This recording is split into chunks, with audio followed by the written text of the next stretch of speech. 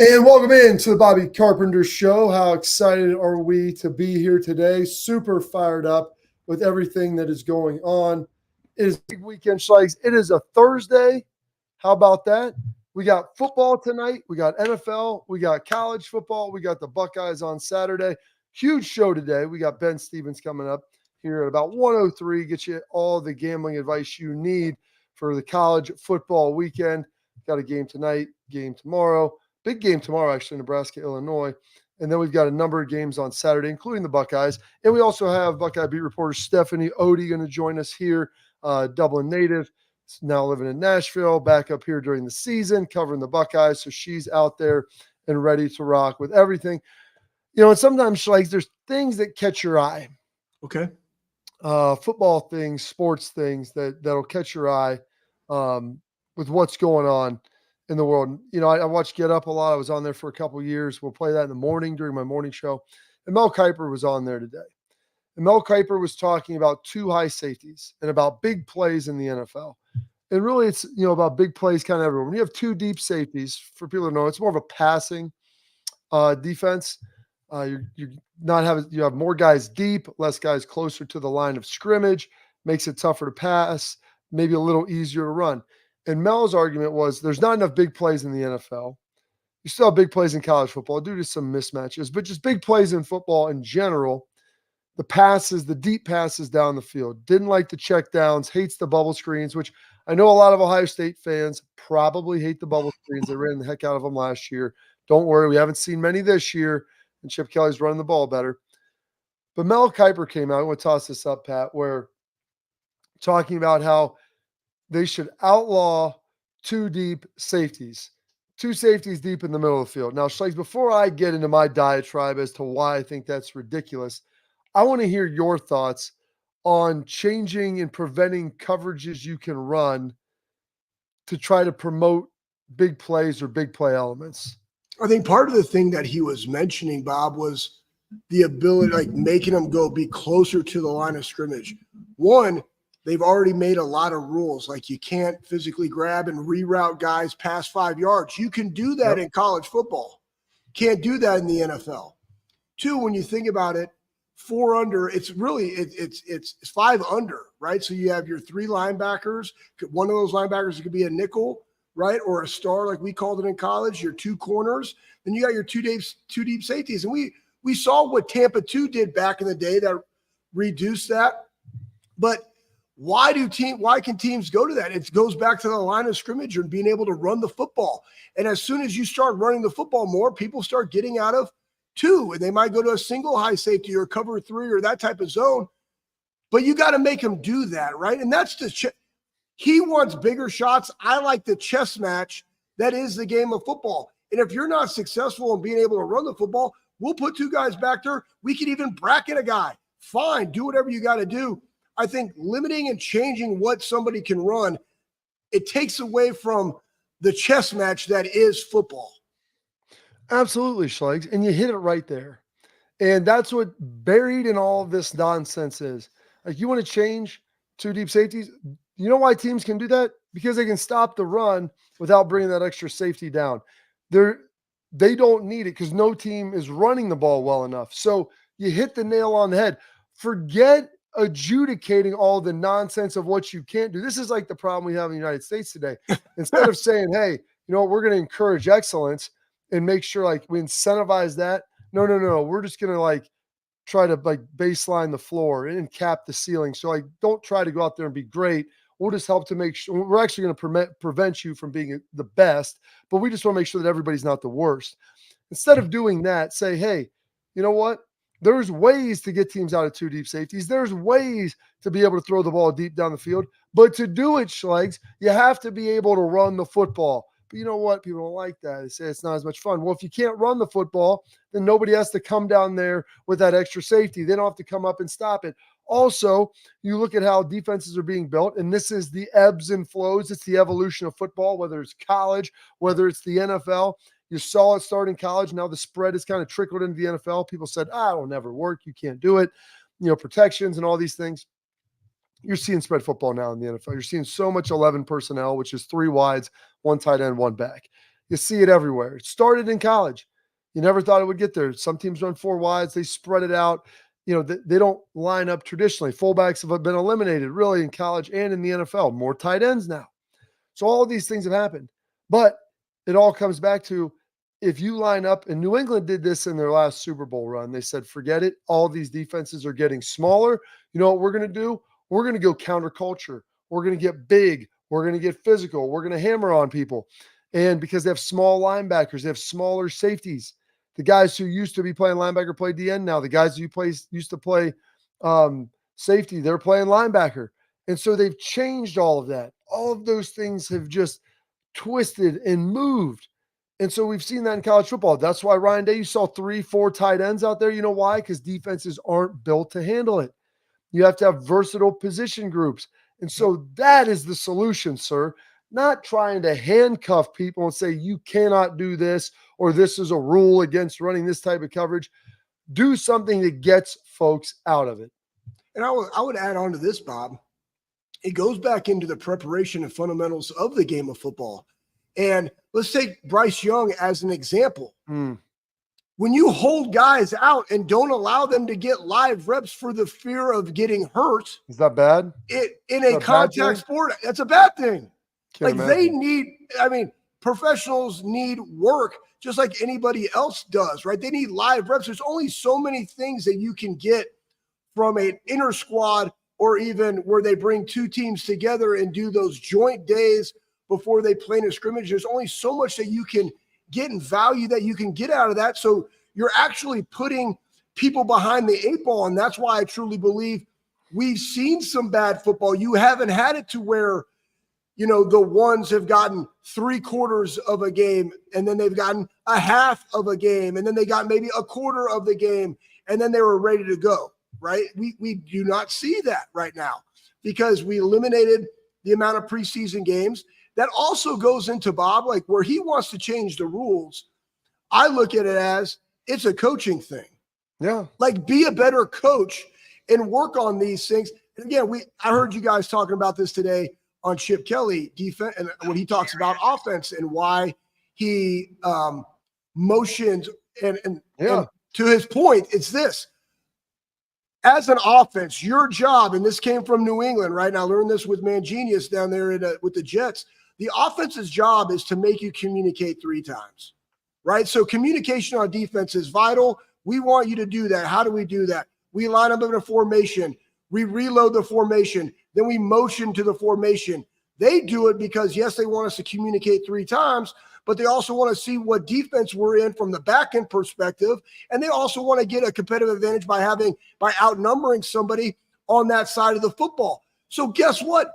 Be better, right? Like make offensive coaches be better to exploit what the defense is doing. And the number one way you can do that is simply by lining up, reloading, motion, but then run the damn football. I like that, Schlegel. You know, as you were thinking about that, the communicate 3 times, the motion, you said shift, reset, all those things. I like to say it like this. When you're going to meet somebody out, Schlegel, you buy them a drink. That's first communication. Second communication, tell them a joke. Try to de-escalate the situation. You're friendly, you're here, you're relaxed. Hey, doing that. Then throw a compliment at them after they've already relaxed. They feel good. And then boom, then you're ready to crack, and then you're ready to go.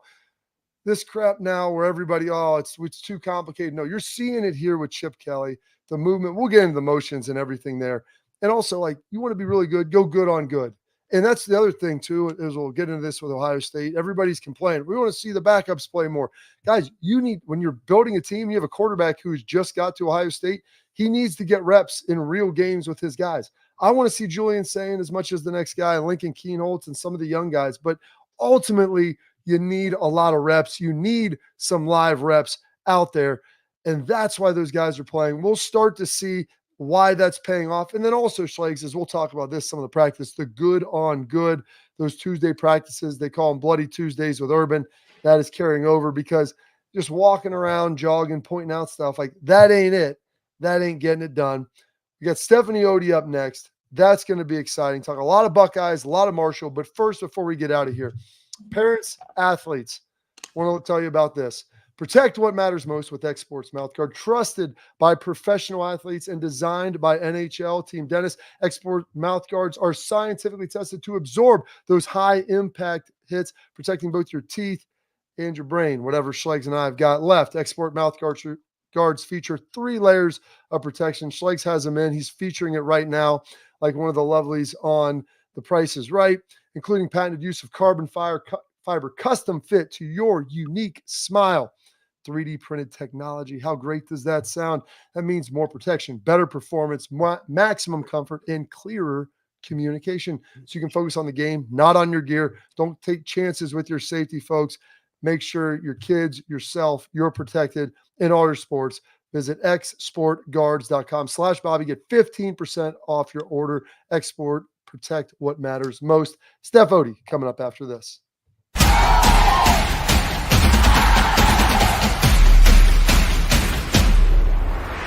We were called soft last year. You don't want to be soft, especially when you come to the playoffs. So that's going to be a process throughout this season of establishing us as a harder team here in the.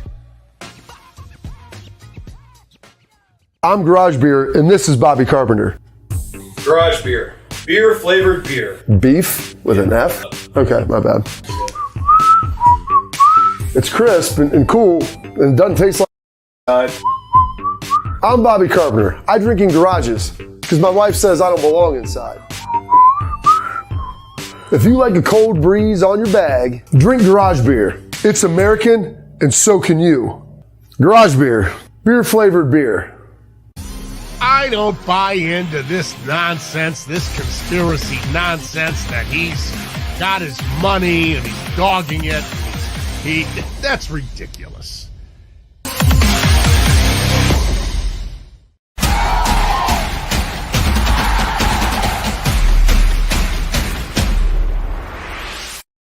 Welcome back in the Bobby Carpenter Show. Now pleased to welcome in a good friend of mine, covers Ohio State for the fans. She's all over the place. Give her a follow on social media, Instagram, Twitter, at Steph Otey. Steph, how are we doing on this wonderful Thursday? Ew, and you were talking about everything Chip Kelly was saying, and I'm like, that is so funny because you were at practice last night, and I'm like, we never see Bobby at practices at media availability, but you were listening up. You recited everything Chip was saying. Well, usually I duck out of their stuff before they get to the media stuff. I want to swing by yesterday, get some things done, check it out a little bit. I mean, you've been over there. You're over there last night. You go over there. Like, what's kind of the mood of everybody heading into this game, and what was the messaging coming out of media availability? More out of this practice than most. Like, we heard Josh Fryer talk about how tough these practices are. He said every single play he's trying to catch his breath, and Coach Day reiterated that. Like, they're just pushing them so much this year. And on that bye week, there was a tough time to get it just at week 3, but they were watching the rest of the country play games and they wanted to get those live action reps. But also you see a lot of injuries go down, and that's where depth really comes into play. And as you guys were talking about, it's tough for Will Howard to get those live game reps because he just got into the Ohio State program.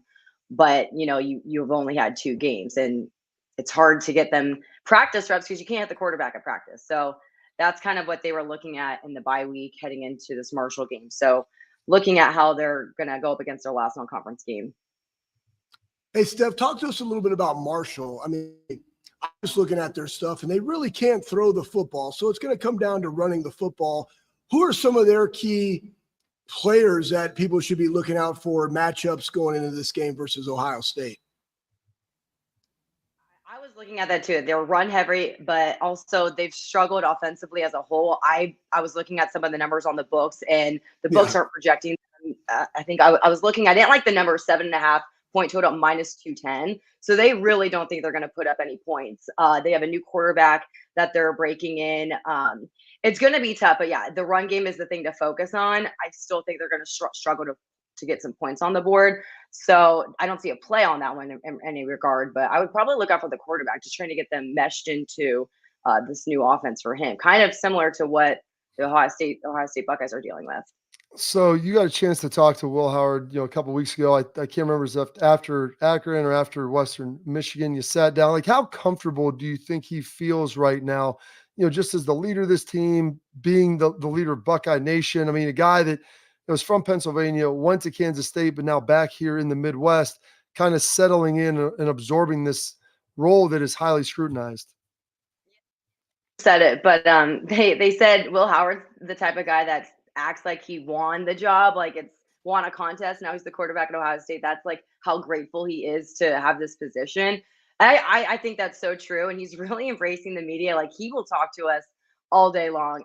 He really, really loves being here. He talks about how big that stage is and the number of people he's playing against. Those 2 games were the most people he's ever played football in front of. So it's definitely a next stage. He's talked about having to have that hero mentality at Kansas State. He's got weapons here. So there's a lot more comfortability where he can throw the ball and he knows one of those guys is going to get it. So the next level of talent he has with his targets, or he can just hand it off to Travion or Quinshon.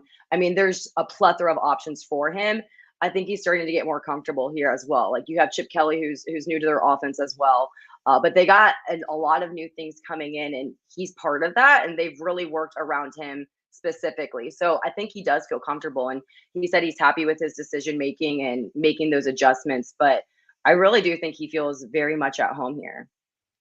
Hey, Steph, we on that side, you have Seth, right, transferred in from Alabama. You have Will, and I want to focus on the offensive line because now this week, Donovan Jackson, they said, is ready to roll, which would be great, and Austin has done a phenomenal job filling in for him. But how critical has that piece been with Seth being the apex of that offense, especially when you put somebody new on his right and left in Austin and Integra? Particular has been the primary focus, definitely with the preseason, and now you do get Donovan back, and that was an element that everyone was talking about, getting that experience. He's a leader, so the comfortability there. But Seth coming in does bring a lot of experience. He's seen SEC play, so I think it's the experience. And what Josh Fryer was saying is communication is key. So you get those veterans in there that can really communicate well. I think that will be significant. So it is a big boost. Ryan Day called Donovan Jackson the best guard in the nation. So definitely a significant jump for the Buckeyes in this week. But yeah, communication is the key, and they get one more non-conference game to get back into gear. So I think this game will be really, really big for the offensive line. So, after practice on Wednesdays, Ryan's always available. A number of players are. Steph, I mean, what was kind of the main thing you took out of Ryan's part of the post game, what he was kind of focusing on leading into this Marshall contest? Practices. They're practicing so tough. I mean, that bye week, they didn't even call it a bye week. It was an improvement week, is what Ryan Day called it. And just making sure you stay on top of it, even though you have a week off. Just looking at it and the way that they're practicing, Josh Fryer said he's huffing and puffing, and he feels just how different it is from last year. I mean, everything comes in here, and they're calling it natty or bust, that you have multiple veterans coming back, the $20 million team. So there's a lot of pressure. Like, it really is. You have to win it all. So I think that every single moment they're working on going as hard as they can, because Ryan Day has talked about how they're thinking about that in every single gameplay, and that the committee is looking at them. He said it in years past that college football is the only sport where winning is not enough. It's an invitational. There's a committee that evaluates every single play. So while they're in games, he said he was watching football on Saturday with his wife and his son, and he was going through the analogies of what would I do if I was in that position. So every single moment he's thinking about it, and he's thinking, what is this committee looking at, and how can we get great seating? How can we get everything we need this early in the season? Go ahead, Steph, quickly before we get you out here, we appreciate you taking some time. Wanted to focus Ohio State on the betting lines here, point total for the Buckeyes, and then against the spread. How are you kind of feeling about this game coming in? Because Ohio State's 1-1 against the spread, but they've averaged I think it was 3 points more than what the total's at now. And I don't always want to keep taking Ohio State to cover these big lines and then take the over, but that is my lean. But I will say I love a second half over for them. Usually I do like Ohio State in the second half to cover the spread, but I like the total in this one. Like I said, I don't think that Marshall will put up any points, but it's safer because you may be taking out some of your starters, because we heard Chip Kelly talk about how depth is key.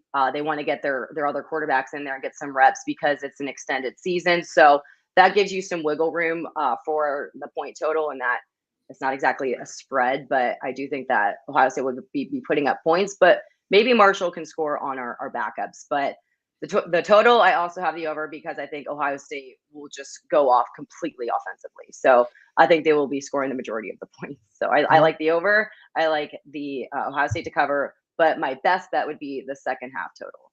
I like that, Steph Otey. Give it up to her. Give her a follow on Twitter, on Instagram, social media, everywhere you can find her at Steph Otey. Steph, thanks for spending some time with us today. Really appreciate it. Looking forward to see you out at the game. Thanks. It's Stephanie Otey. As we move forward now, coming up next, Schlegs, we've got our headlines. And, man, there are some big things happening in college football. I mean, I'm not sure that Moses has ever coached college football, but maybe he is coaching in the NFL now. Find out what that means next here on the Bobby Carpenter Show.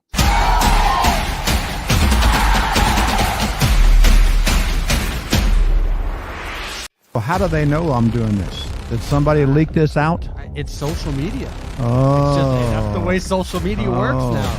I thought maybe you were just running that yap.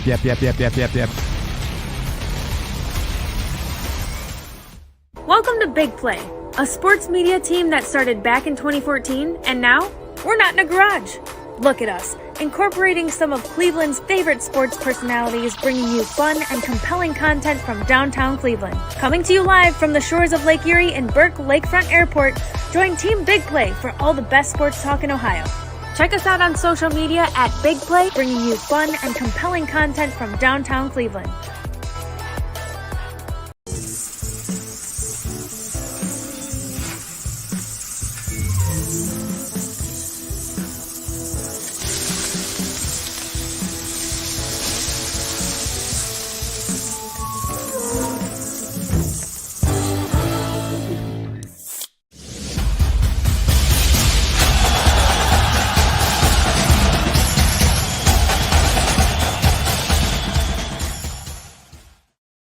All right, now welcome into our headlines, which is brought to you by Affinity Whole Health, the leaders in the testosterone hormone replacement therapy game. Listen, they offer personalized treatment plans to help people feel better, whether you're struggling with weight loss, low energy, muscle loss, poor sleep, a litany of things. Affinity can help you out. They can safely help you with all of that by providing expert guidance to help you safely reach those health goals. They've got Ohio covered, folks. They've got spots in Columbus, in Cleveland, they're in Indianapolis, they're up in Detroit, or up in Chicago, rather. I've got friends that have gone to all their locations. They do a great job. So go check them out. Don't live an average life any longer. Allow them to take you to the next level. Set up your free consult by going to AffinityWholeHealth.com. That is AffinityWholeHealth.com. All right, so we got a couple of headlines here. Let's do it.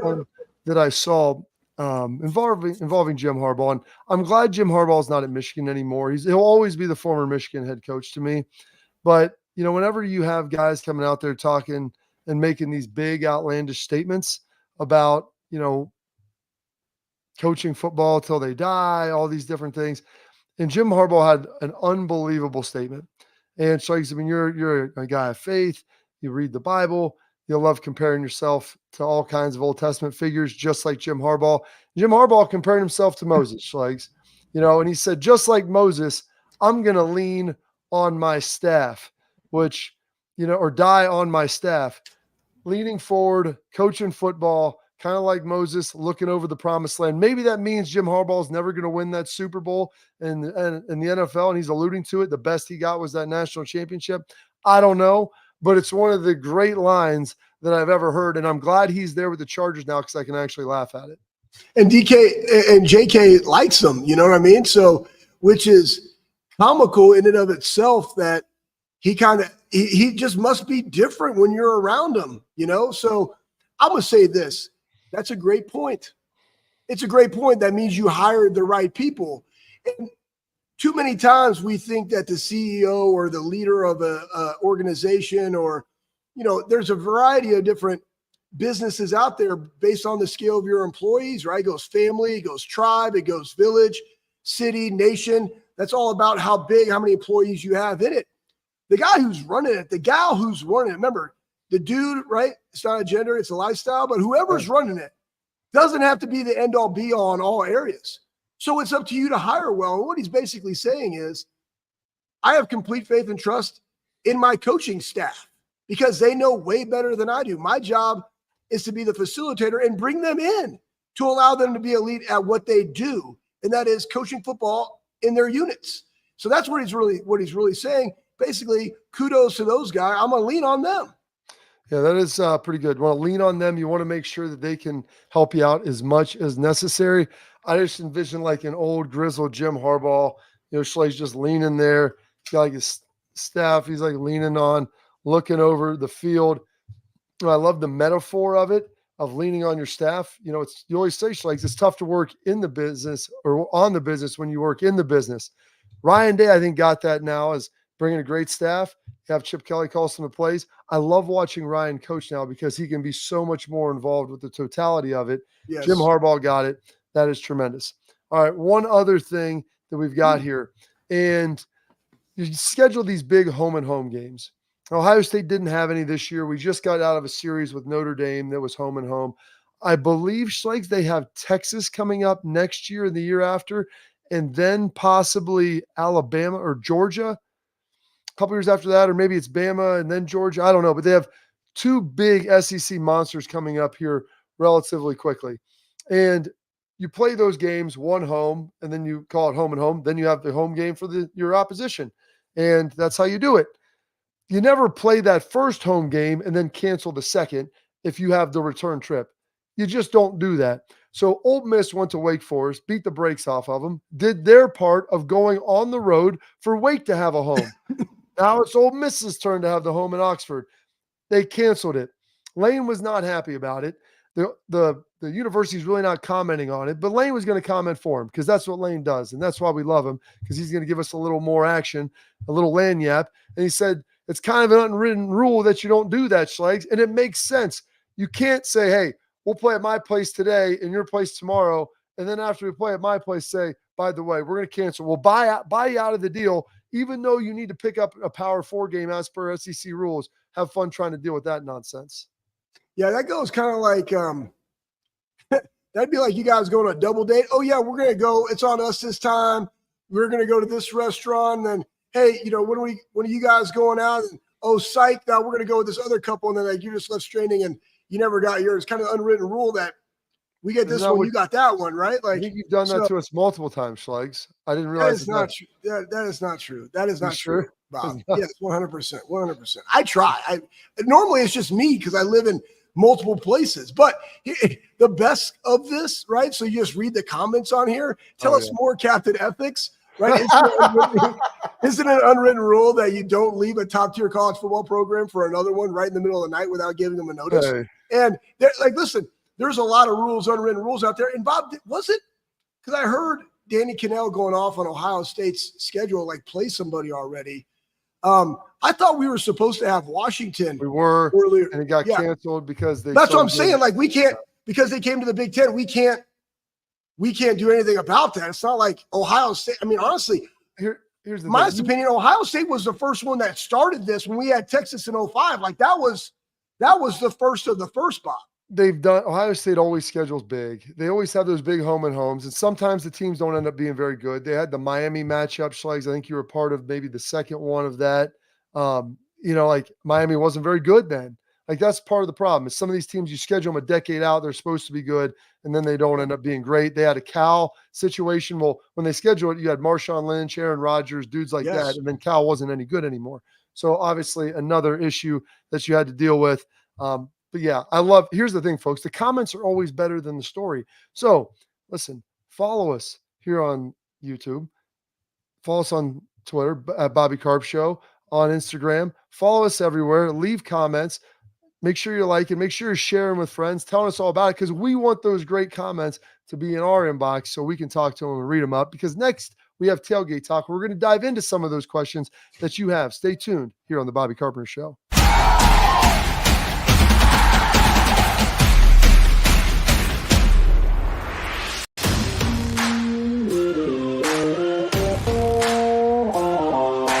Hey, what's up, everybody? This is Bobby Carpenter. I want to give a huge thank you and a shout out to Affinity Whole Health, the leaders in the testosterone replacement industry. I've been on a testosterone replacement program for a few years right now, and I've got to tell you, it's been an absolute game changer. Affinity Whole Health has allowed me to be the best version of myself, both mentally and physically. I loved how easy it was to get started. I booked my free consultation, met with my prescriber, checked my numbers, and Affinity Whole Health designed a program that was customized to fit my needs. So I'm telling you guys, if you have low energy, you want to get rid of that spare tire around the waist or take it to the next level in the bedroom, Affinity Whole Health is the place to get started. So don't wait any longer. 5 minutes of your time, book your free consultation. You're going to love the way you feel.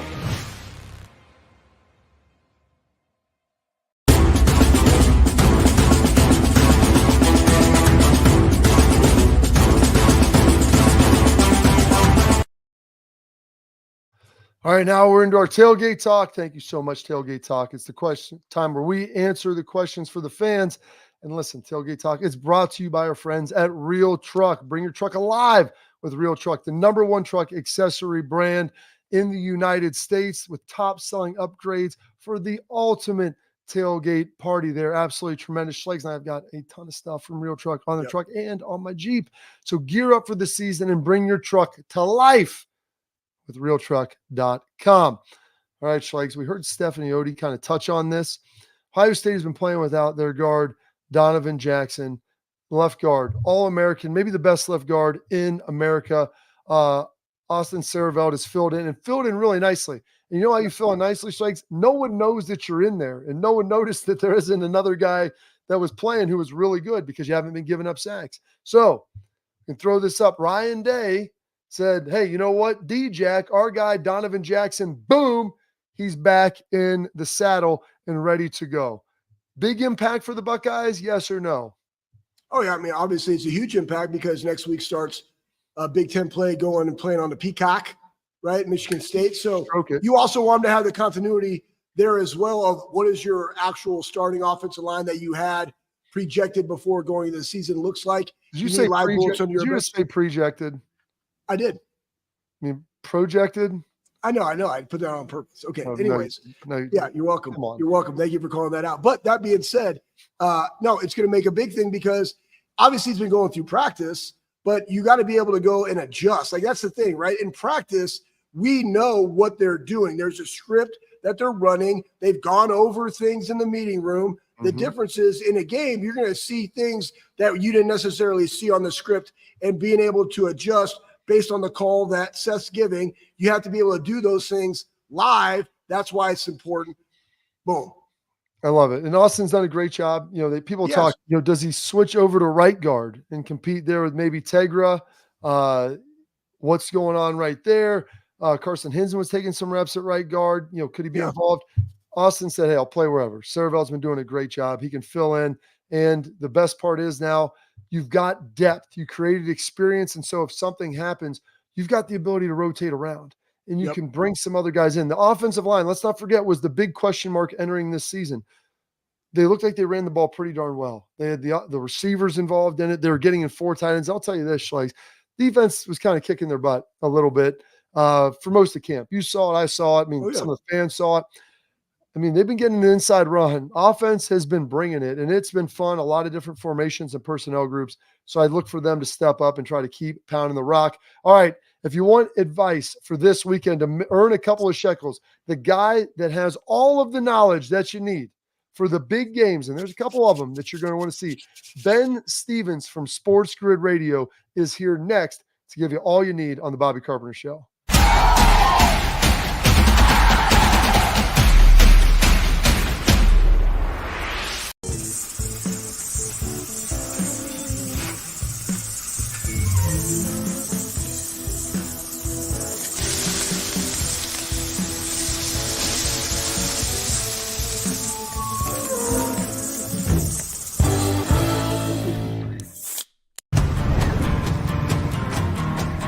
Building a home for the people who are worth it. Stepping out, throwing in a line, and dropping the tailgate for a picnic. And finding far-off campsites with the people you're closest to. Upgrade your truck, Jeep, or Bronco with over 1 million parts and accessories. And bring your truck to life. Real Truck.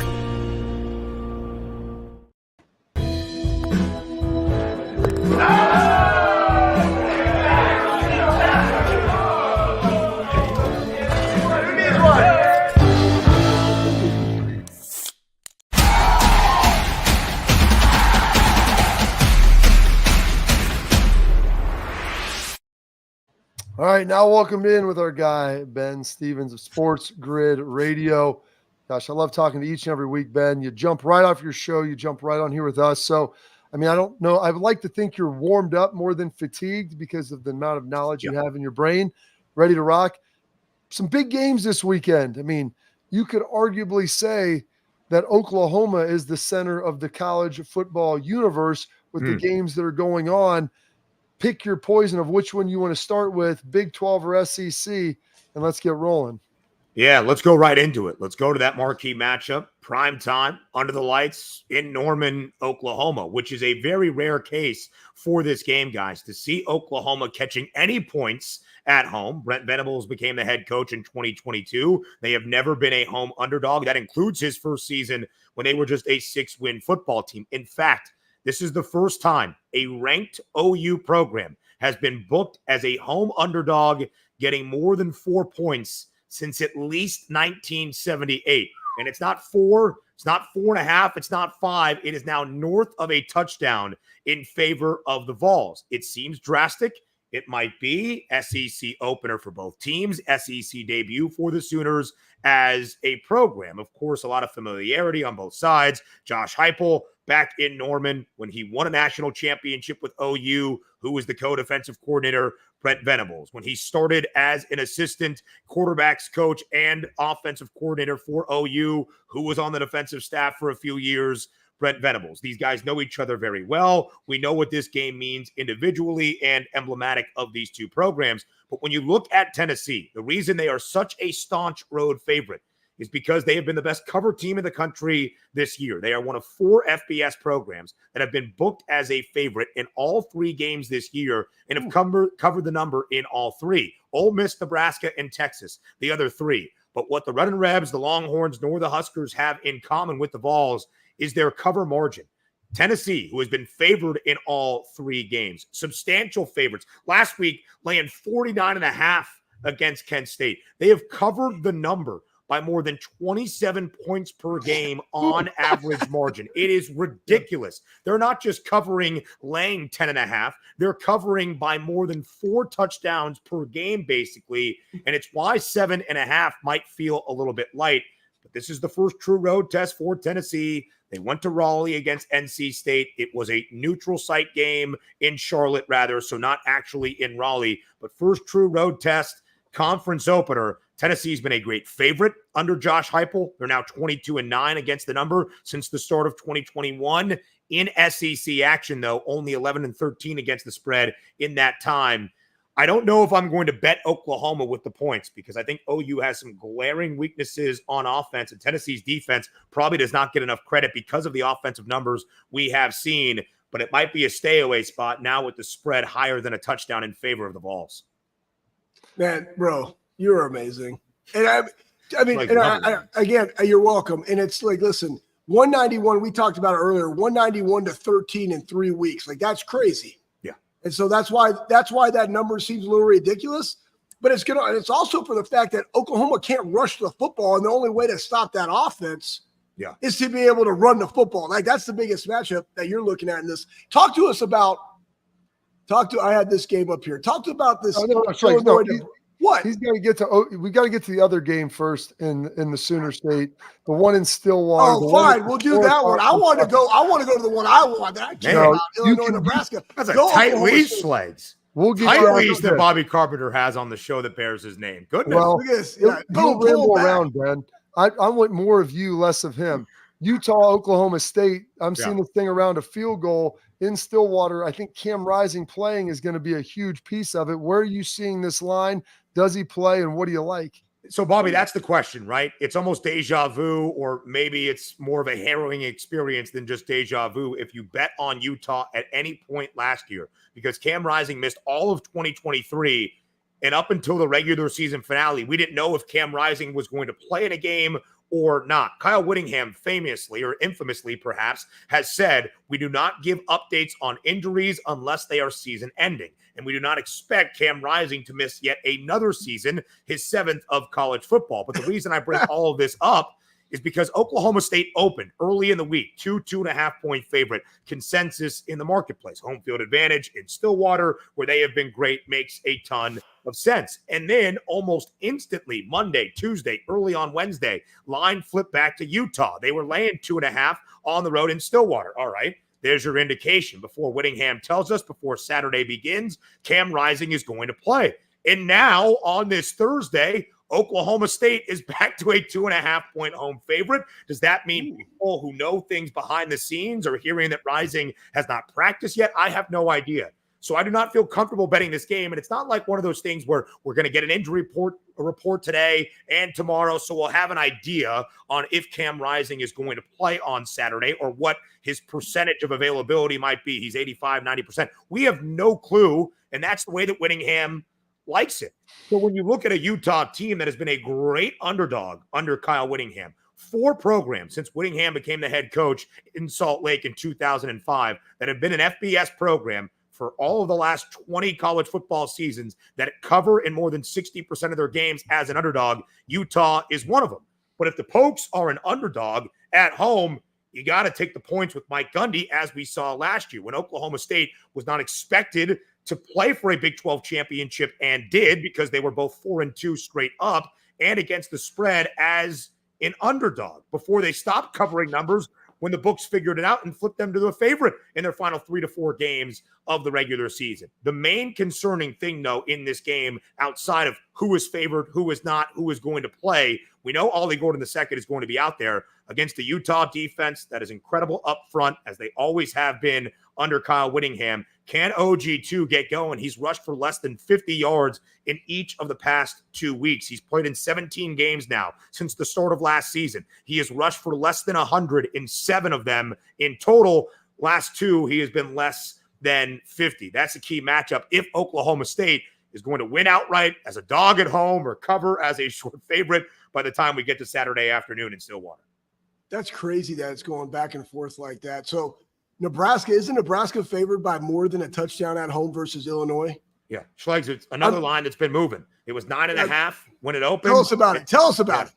So it's a really interesting game, right? Because Nebraska is now more than a touchdown favorite against a really good Illinois team. Bobby and I have talked about this all the time. I think I've shared it on this show. Just from a handicapping perspective, throw whatever sport out there, but at least in football, when you are more than a touchdown favorite, and we see that often in college football, but the total is low, 43.5 between 2 really good defenses to start this year, both for the Illini and for the Huskers. Can Nebraska cover as more than a touchdown favorite in a game that we are expected to see 6 touchdowns or so in total? That's a lofty margin. That would mean a dominant Nebraska performance. And although we want to buy into the idea that Nebraska is back, can they be this dominant against an Illinois team that is also really good in terms of where Nebraska has its strengths? We know what Brett Bielema wants to do. It was bully ball in Madison. It's barge ball in Illinois. Regardless of how you slice it, the Illini are ranked for the first time since 2022. When they were ranked 2 seasons ago, it's because they had the best scoring defense in the country and they had the best running back in the Big Ten in Jace Brown. Well, Caden Fagan's been pretty good for the Illini, and the defense is otherworldly to start. 8 takeaways already, tied with Oklahoma for the most in the country. But here's where Illinois slightly struggles. They allow about $1.25 per game on the ground. If Nebraska can establish the run as they did against Colorado with Dante Dowdell and Ramir Johnson, I give the edge to the Huskers. I am hesitant to lay more than a touchdown with Nebraska, and the line is kind of working back that way as Illinois was nearly catching double digits when this thing opened up. But Schlegs, that's the key matchup. If Nebraska can run it as effectively as they did against Colorado, and Illinois' defense is a lot better than Colorado's, Nebraska wins this game comfortably. I question how comfortably. I think Nebraska wins outright, but I don't know about covering 7.5. And we've seen Illinois, who is also 3-0 against the spread this year, already with an outright victory against a ranked team in Kansas. It seems like a little bit of a large spread for a game where we expect it to look very Big Ten on Friday night in Lincoln. Well, it could be a lot of, like you said, a nice little rock fight there between 2 Big Ten West foes. The other game going on in the Big Ten, 2 big-time powers. Looks like this game should be in Pasadena, but you have USC as the favorite and Michigan as the home dog. Short favorite, I think, relative to maybe how Michigan played against Texas. Yeah. Where do you see this one going with that 3:30 Eastern on CBS kick? Guys, I think the theme of this week is line movement. Whether it's a couple of points this week, we've seen a flipping of the favorite like we did in Stillwater, or this one. Michigan opened as a 9.5-point favorite when this line became available in the summer months. They are now a 5.5-point home underdog in the Big House. They have been an underdog now twice in the Big House in 3 weeks, where they were an underdog once at the Big House in the last 3 years. It was to Ohio State in the game back in 2021. I think it says a lot about Michigan that it took 3 weeks for Alex Orji to win the job. I do not like what this Michigan offense is going to put on paper. Sure, they ran for more than 300 against Arkansas State. Whoopee, Central Arkansas, an FCS foe, put up 235 against the Red Wolves week number 1. The story of this game, again, is defending the run. USC has been really good in doing so, and it's 2-game sample size with new DC, Danton Lynn. Less than 100 against Utah State. They shut out a team, being the Aggies, week 2 for the first time since 2011, and they only allowed 113 against LSU. Still about 4.5 yards per rush. But again, USC was the worst rushing defense in the Pac-12 last year, giving up more than $184 per game on the ground. This will be USC's best test. And on the road in Ann Arbor, it's a game that 5.5 doesn't feel correct. If Michigan runs the football well, I think they cover the number. Final question here before we get you out of here. We talked a lot about the games we want to talk to. Is there, in the final minute or so, is there a game that you like that maybe is flying a little under the radar? Bobby, 2 of them. Pay attention to the injury report out of East Lansing today. If it is not good, Michigan State's line against BC could move. But if it is, I like the Spartans outright in Chestnut Hill. Another one, Big Ten team on the road against ACC foe. Rutgers being a 3.5-point underdog against Kyron Drones and Virginia Tech is disrespectful to the Scarlet Knights. They win this game outright. They win double-digit games this year. We are chopping for Greg Schiano and the Scarlet Knights on Saturday afternoon. How did I know that you were going to get to Rutgers? I should have guessed it. Hey, and if Rutgers wins this game, there's a good chance they'll be undefeated when they play Nebraska here in a couple of weeks, which I would anticipate. Championship preview? It'll be a lot of red. It'll be a lot of red, Ben. That is terrific. I appreciate you stumbling for him. Great job as always. Give him a follow on social media at Ben Stevens. Sports Grid Radio, one of the best. Thank you so much for spending some time with us. Gents, as always, I appreciate it. We'll talk next week. All right, Ben Stevens, Sports Grid Radio, one of the best, giving you all the information you need. Coming up next, we will get you wrapped up and get you out of here with the parting thoughts of one Anthony Schlegel.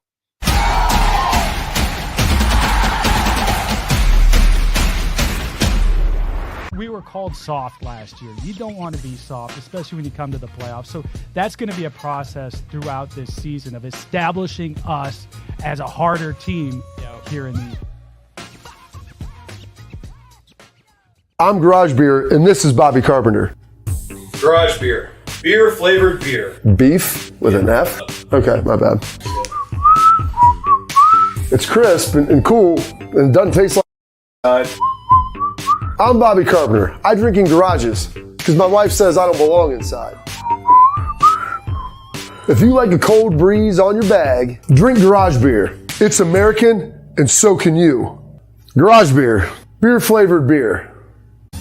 I don't buy into this nonsense, this conspiracy nonsense that he's got his money and he's dogging it. That's ridiculous.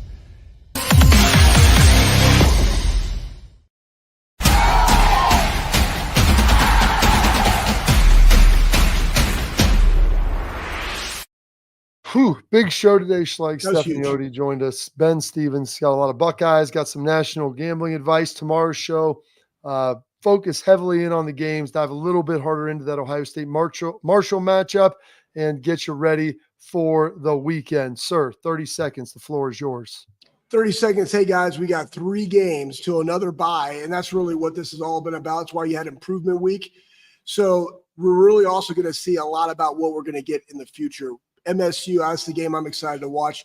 Side nugget, follow Ben, because that's all I was doing while he was talking, is just taking my notes on who I'm going to bet on. Buckeyes.